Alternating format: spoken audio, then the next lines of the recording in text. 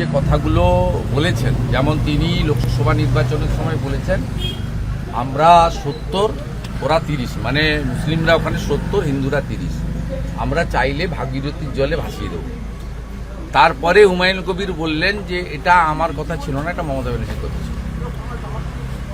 তাই মমতা বন্দ্যোপাধ্যায় তাকে বাবরি মসজিদ ওখানে গড়ার জন্য সমর্থন করছেন কিনা, অনুমোদন দিয়েছেন কিনা, পিছনে আছেন কিনা, সেটাও তো আগে জানা দরকার হুমায়ুন কবিরের কাছ থেকে।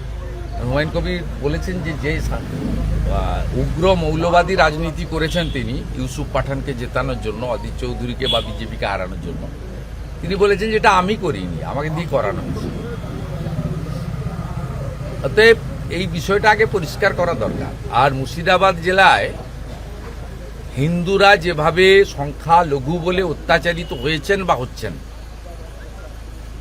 সেই বিষয়ে তো মুখ্যমন্ত্রী আজকে কিছু বলেননি। হরগোবিন্দ দাস, চন্দন দাস খুন হলো কেন? ধুলিয়ান শামশেরগঞ্জে 16% হিন্দু তাদের দেশি নৌকো করে রাত্রিবেলা ফরাক্কা পেরিয়ে বৈষ্ণবনগরে গিয়ে আশ্রয় শিবিরে খিচুড়ি খেয়ে থাকতে হলো কেন? এসব কথা তো উনি বলেননি। আজকে তো নতুন নয়, সেই 2019 সালে সিএকে এনআরসির নাম করে বলা থেকে শুরু করে মুর্শিদাবাদে বারে বারে মৌলবাদী শক্তির দ্বারা শান্তিপ্রিয় জনগণ এবং হিন্দু জনগোষ্ঠী আক্রান্ত হয়েছিল। এই বিষয়ে তো মুখ্যমন্ত্রী স্পষ্ট করে সেখানে কিছু বলেননি। তিনি এর আগে মুর্শিদাবাদের জিয়াগঞ্জে লালবাগের মিটিংয়ে বলেছিলেন ইমাম সাহেবদের দেখে, আমি এখানে আপনাদের দায়িত্ব দিয়ে যাচ্ছি হিন্দুদেরকে রক্ষা করার জন্য। তারপরেই তো ধুলিয়ান শামশেরগঞ্জ হয়েছিল। আজকে উনি বলেছেন হিন্দুদের দায়িত্ব দিচ্ছি সংখ্যালঘু মুসলিমদেরকে রক্ষা করার জন্য।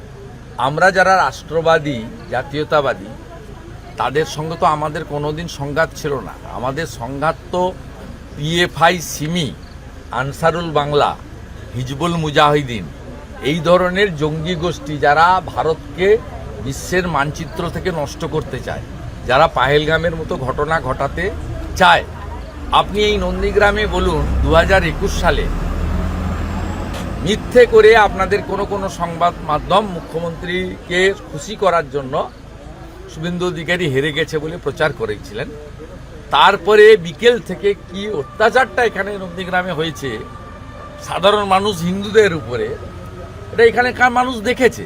তারপরে আমি জেতার পরে হিন্দুরা রুখে দাঁড়িয়ে, তৎকালীন গভর্নর জগদীপ ধনখড় নিজে এসেছিলেন এখানে, হিন্দুরা তাদের অস্তিত্ব রক্ষা করেছিল।